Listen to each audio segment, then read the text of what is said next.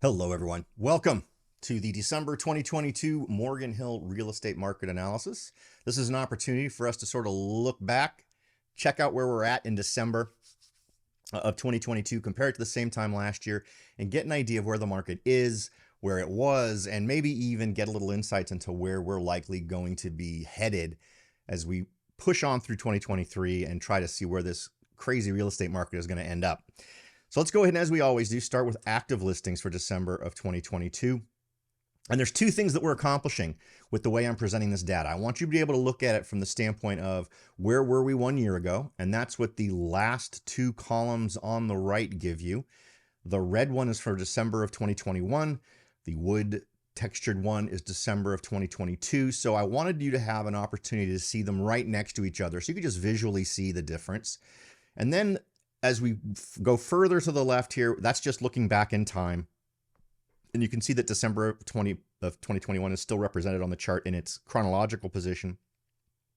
But this is a way to figure out, without the influences of seasons and all those other kind of things that can affect what happens in real estate, by doing the month to month, year over year comparison, but then looking back and seeing if we can't spot any trends. So if we jump right in and take a look at that, the total number of active listings is up 81% in Morgan Hill from the same time last year. And I don't think anyone's surprised by that fact. Some other data we're going to cover here in today's presentation is also going to be interesting in terms of how the market is shifting. So definitely a big increase in inventory. Obviously, that is a big part of what happens when interest rates take the crazy jump that they have taken. Buyers tend to step away from the market. In some cases, they step away completely. In other ways, they simply step away from the price point they were shopping at and migrate to lower price points. And we've seen both of those things happening, not just in Morgan Hill, but really across the board in the county. If we take a look at trends, where were we last year at this time, and then what happened after December last time around? So you can see that we had an uptick in total number of active listings in January, February, and March, and then a pretty dramatic increase in April. Now remember, interest rates started to go up in March of last year. So we are still in this window of time where, when we look back a year, we're comparing a month with amazing interest rates to a month with horrible interest rates. So there's that dynamic to consider. It'll be interesting to see once we get to March and April and compare year on year what sort of changes we see. But right now, the change is very dramatic. You can see that once we got to April, May, June, inventory just jumped and peaked at 102 in June, and then has been steadily declining as we've moved further through the year. Nothing crazy here. This is all normal stuff. As we head into winter, we expect our inventory to go down.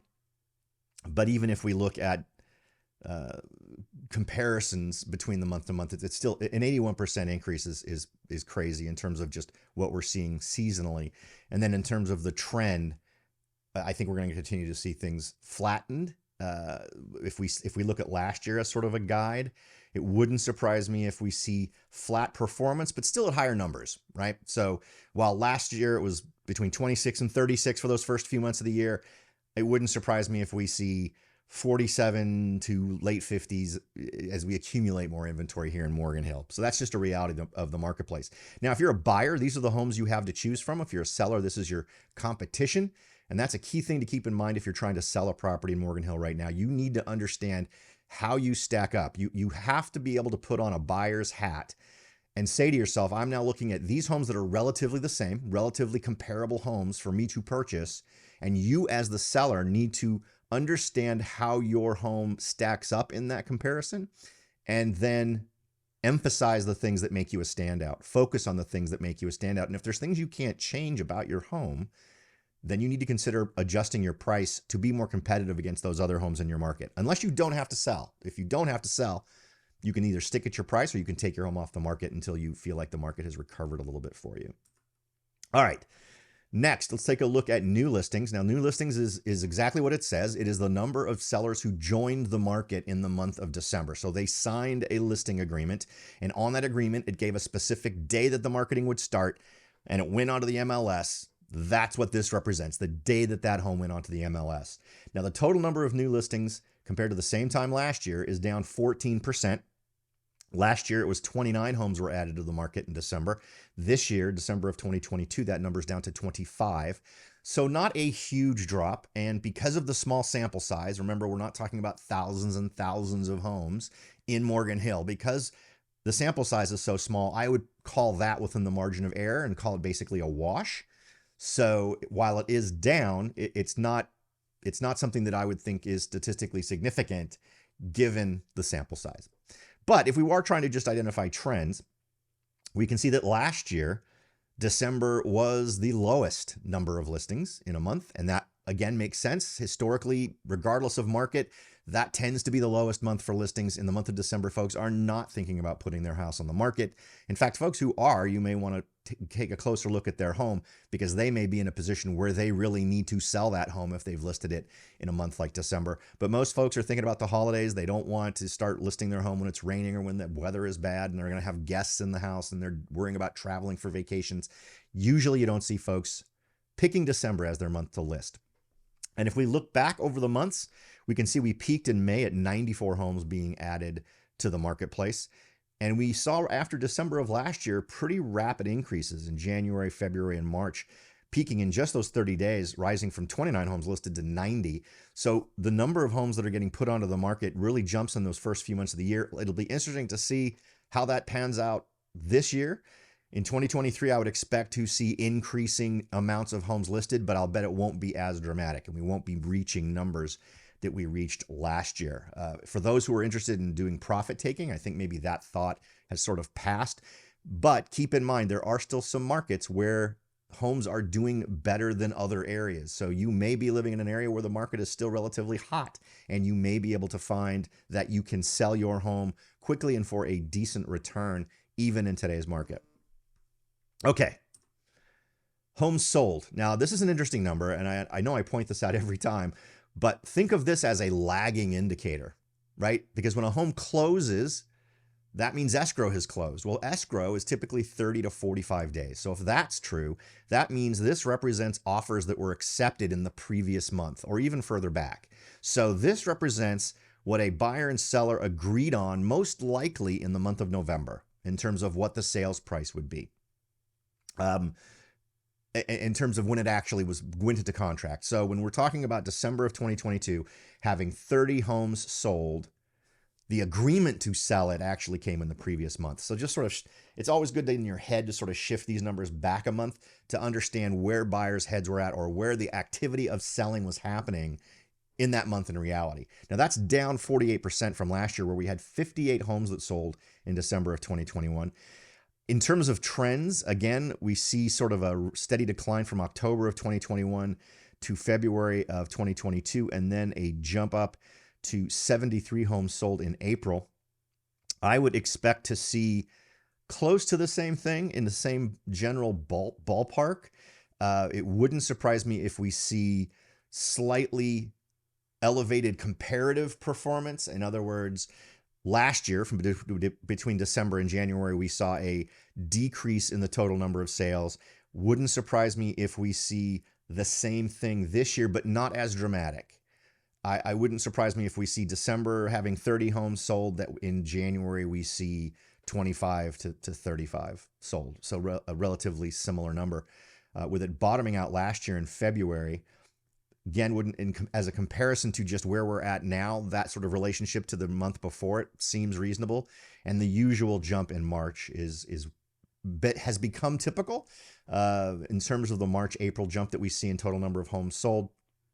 And I wouldn't be surprised if we see the same thing again. So not a lot of surprises here in terms of just what I think we can expect on a month-to-month basis, but in terms of the total drop in homes sold, which indicates that low activity level on the part of buyers, that's really the takeaway from this particular piece of data. Now, the average original list price, and as I've mentioned before, I use original list price because we want to try and get a look into what sellers were thinking when they listed their home. What was their perception? What did they believe their home was worth? What did they think they could get for it? And in this case, compared to the same time last year, folks in Morgan Hill believed their home on average was worth 35% more. So that was their projected expectation. Last year in December, the average list price, original list price, was 1,238,000. This year it's 1,669,000, which is up from previous months going back to October, where things were relatively flat going from July to say October, November, with an interesting jump here in December. That indicates a disconnect, and we're in the next chart we're going to see here really kind of plays this out in terms of what the average sales price is. But this is, of all the communities that we talk about, San Jose, Santa Clara County in general, Gilroy, this is sort of the biggest disconnect in our local market between what the market will sustain and what sellers' expectations are. So there's an awful lot of folks, particularly in Morgan Hill, who feel like their home is worth an awful lot more this year than it was last year compared to other communities. Now let's go ahead and see what average sales price. As you can see, average sales price is actually down 13%. So we need to try to find a happy medium between sellers who believe their home is worth 35% more than the same time last year versus a market that's only willing to pay 13% less than what they were paying last year. So last year, the average sales price was $1,496,000. This year, it's $1,295,000. So clearly a disconnect between what the market is willing to provide and what sellers' expectations are on the average.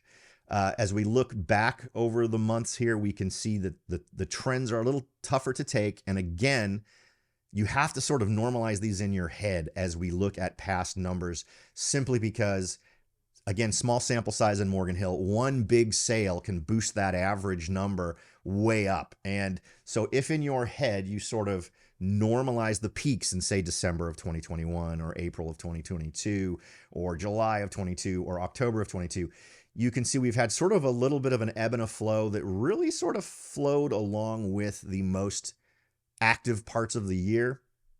But we've had what can clearly be seen, relatively speaking to past months, is an overall decline in list price or sales price. So keep that in mind. The general trend I think we're pulling from this is prices in decline. And again, supported by all the other data that we're looking at, whether we're looking at county data or other communities in the South County. Next, let's look at percent of list price. Now, this is a number that is not looking at original list price. So this isn't taking the original list price and comparing it to the sales price. This is taking what the asking price was at the time the contract was accepted compared to what that contract was offering in terms of the price for the home.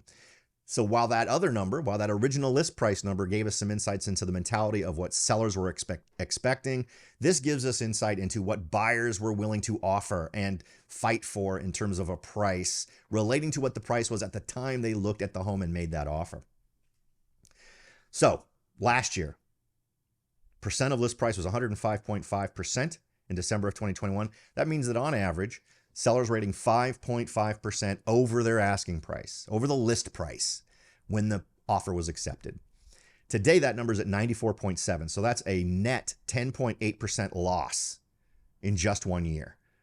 A 10.8% difference between what was happening last year and what's happening this year in December at 94.7. So in general, sellers are having to accept 5.3% below their list price. And the trend here is not difficult to spot. There are no weird things to throw off what we can expect. Steady decline really since April and March of 2022, with being below 100% since July of 2022. And the number just keeps going down from here. Even at the worst, and I'm trying to recall what was happening back in 2006, 7, and 8 when the market was really doing this. We're really at numbers I seem to recall being relatively normal in terms of being at, say, 95% or even a little bit below that as it related to asking price. But I think there's also an interesting scenario here where because of the disconnection between sellers and what the market's willing to offer, some agents simply don't push back on that and they go ahead and let homes list at that price. And I think that sets up, obviously, sellers for failure. It makes them chase a price, which is scary, because if you decided today to price your home right to get sold on today's marketplace, you would do a ton better than if you say, well, I can always lower my price later. Well, that's right. But later you'll have to lower it more because we are in a descent, not a flat or ascent in prices. So you'd be chasing a price down. So making this decision intelligently right off the bat is your best path of success in today's real estate market. So have that conversation with your real estate agent if you haven't already. Next, days on market. And I know I say this every time. There's a few things I say every time, but this used to be a number we never cared about. I'd show it to you and say, oh, don't really give it much credence because it's not a real number. Back in the olden days, typically the reason why a home took 16 days to sell or 12 days to sell was because the real estate agent simply put into the listing, we are not looking at any offers until such and such a date at such and such a time. And I did this myself when I was listing homes then. And that makes sense. You wanted to give as many people as much time as possible to view the property, and you didn't want to react too quickly. So you simply said, and I typically did at least 10 days. I like to straddle 2 weekends before an offer is considered so that everyone has time to look. But now that's not the case. Anything over, say, that 2-week to 20-day timeline, that's an organic number. That means sellers were simply sitting there waiting for a buyer to make an offer on a property, and it didn't come until this date. So we are at 48 days for December of 2022. That's an 85% increase from the same time last year. Last year it was 26 days. And 48 days is well into what I consider the psychological barrier for sellers. For me, 30 days is the timeline where once you get to a month, sellers psychologically are starting to second guess and wonder if they've selected the right price and wondered what's going to happen and start to get concerned that their home isn't going to sell. And I find that folks that are in that boat that have been on the market for longer than 30 days are ones who will tend to be more willing to entertain offers that they wouldn't have 2 weeks earlier. So keep that in mind as if you're a buyer moving into this. If you are a seller and your home has been on the market for 48 days, you need to change your strategy. And the odds are that the strategy that needs to change is your pricing. And again, as I mentioned before, you need to do it right as soon as possible so that you're not chasing a price down. You're gonna be able to sell it for more today than you're gonna be able to sell it a month from today. So if you don't make this realization now, you're gonna have to reduce it to what it would be logical to reduce it to next month, which will be lower than what it is today. So just something to keep in mind.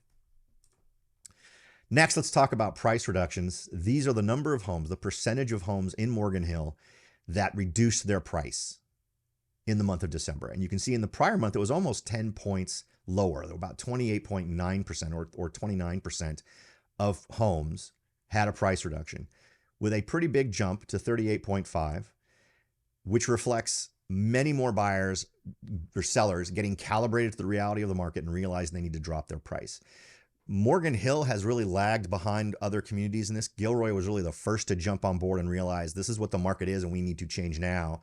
And you'll find when I do the Gilroy market analysis, which will be coming out this week as well, that the difference between what sellers expect and what sellers got in December, much closer than what expectations were for folks in Morgan Hill. Now, let me go a little bit more deep into this. And because, again, this is a relatively small sample size, only 8 homes had a price reduction in the month of December. But I wanted to give you a little bit more detail because I think this is key information right now. First, the average price reduction was $168,597. So that's a huge chunk of change, but it also varies widely, right? Now, the median number was $69,444, and $69,444 as the median is the number at which half the homes that reduced their price were above that number and half were below that number. So you can see there's definitely a sort of a slouching towards some big high numbers. And to explain why the average was so high, we had we had 2 properties really that had insanely big drops in price. One was a drop in price from $3.3 million to $2.6 million, which was a $700,000 price drop. And this is for a property that's been on the market for 106 days. The other, a $2.25 million home that dropped to $1.998 so a $252,000 drop. So, and the lowest price drop we had was $20,000. And again, the highest was $700,000. In terms of days on market, because I think understanding the relationship between homes that are having to reduce their price and days on market is a critical part of the puzzle. The average days on market for homes in this category, just for homes that were reduced, is 93 and a half days. The median is 75. So half above the 75-day mark, half below. The max number of days was 234, and the minimum, the lowest number was 28 days. So someone out there is absolutely doing this right. If you're checking at 28 days, you're within that 2 to 4 week period of time, you're realizing you need to adjust your price. I think that is exactly the right way to go. And the home that did that actually dropped their price $68,888. And I think it was a smart move, frankly, if I look at the average pricing there. And it's actually now in escrow. So it's going to close at the end of this month. So good move. Whoever is the listing agent on that and the seller, good for you for realizing that you needed to make that change and then being able to execute on it. So that gives us all the numbers for Morgan Hill. I hope that's been useful for you. There's definitely an interesting aspect to the psychology of this, of understanding where sellers' heads are at. Morgan Hill is an uphill battle for buyers if you're trying to be part of the process that recalibrates sellers to what the market is accepting in terms of prices right now. Still a lot of prices way up there that shouldn't be. And when you have a home that's been on the market for 234 days, there are an awful lot of conversations that need to happen in that scenario to make that not be a thing. In any case, hope this valuable information helps you out in making better decisions relating to Morgan Hill. As always, the goal is to leave you with more information on the table than I take up in your time. Hope we've achieved that today. Thanks for taking some time out and spending it with me, and I look forward to talking to you next time.